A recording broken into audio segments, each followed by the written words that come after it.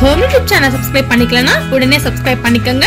பக்கத்துல இருக்க பெல் பட்டனை கிளிக் பண்ணிக்கங்க. அப்பதான் நாங்க போடுற வீடியோஸ் உங்களுக்கு உடனுக்குடனே அப்டேட் ஆகும்.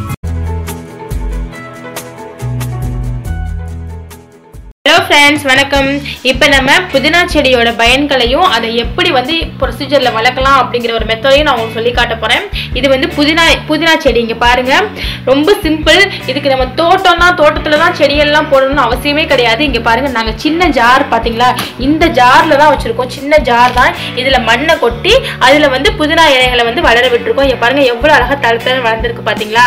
இதுக்கு நம்ம தோட்டம் தான் தேவைன்னு அவசியம் கிடையாது. நம்ம எல்லாரும் வந்து தோட்ட வீட்டில் இருக்க போகிறது கிடையாது.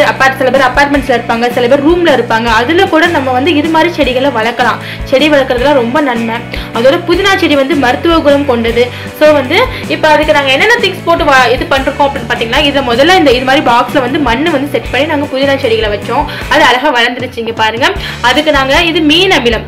இது வந்து எல்லா பொதுவாக புதினா செடின்னு கிடையாதுங்க, எல்லா செடிகளுக்குமே இந்த மீன் அமிலத்தில் வந்து ஒரு சொட்டு தண்ணி கலந்து, இது ஒரு டிராப்ஸ் வந்து தண்ணியில் கலந்து இதை நம்ம தெளிச்சு விட்டா எல்லா செடி கொடிகளுமே நல்லா பச்சை பசேல்னு வளரும்.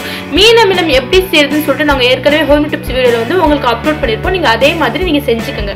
செஞ்சு வச்சுக்கிட்டீங்கன்னா எல்லா செடிகளுக்குமே போட்டுக்கலாம். அதுக்குன்னு கிடையாது, எல்லா செடிகளுக்குமே போட்டுக்கலாம். இப்போ நான் என்ன பண்ணியிருக்கேன்னா, இந்த மீன் அமிலத்தில் ஜஸ்ட் ரெண்டு சொட்டுங்க, 2 டிராப்ஸ் எடுத்து இந்த வாட்டரில் கலந்துருக்கீங்க பாருங்க. ஸோ நான் என்ன பண்ணுவேன்னா, டெய்லி வந்து இந்த வாட்டரை வந்து இது மாதிரி இதில் ஊற்றிப்பேன் பாருங்க. தண்ணியை தெளிச்சு விடுங்க. அதாவது டெய்லி ஒன்ஸ் வந்து டெய்லி செடிகளுக்கு வந்து தண்ணி நம்ம காலையிலே மாலையிலே நம்ம வந்து ஊற்றுவோம்.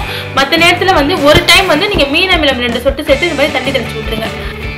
அதுக்கப்புறம் இங்கே பாருங்க, இது வந்து முட்டை ஓடு. எப்போவுமே நம்ம வந்து டெய்லி நம்ம வீட்டில் முட்டை புழங்காமல் இருக்க மாட்டோம், யூஸ் பண்ணுவோம், டெய்லி முட்டை சாப்பிடுவோம். அந்த ஓடை வந்து வேஸ்ட் பண்ணாதீங்க. அந்த ஓடை வந்து நம்ம செடி கொடிகளுக்கு போட்டால் அது வந்து அதுக்கு கால்சியம் சத்து நல்லா வளரும்.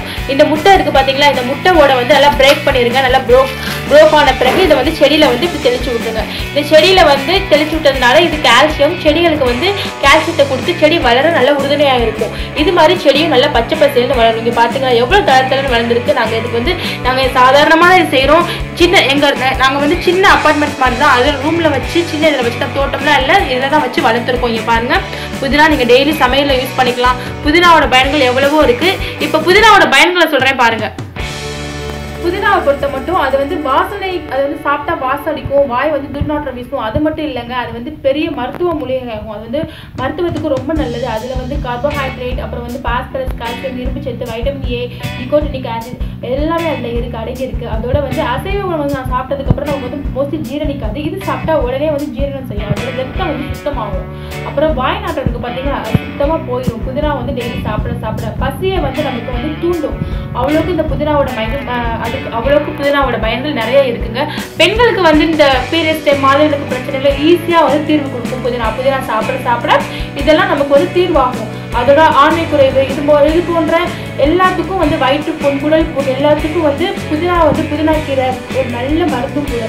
ஸோ புதினாவை வந்து வீட்டில் வந்து வளர்த்து இது மாதிரி அமிலங்கள், இது மாதிரி முட்டை தோல்கள் எல்லாம் சேர்த்து நீங்கள் வீட்டிலேயே வளர்த்து இது மாதிரி நம்ம யூஸ் பண்ணிக்கலாம். ரொம்ப செடி வளர்க்குறது ரொம்ப நன்மையும் கூட.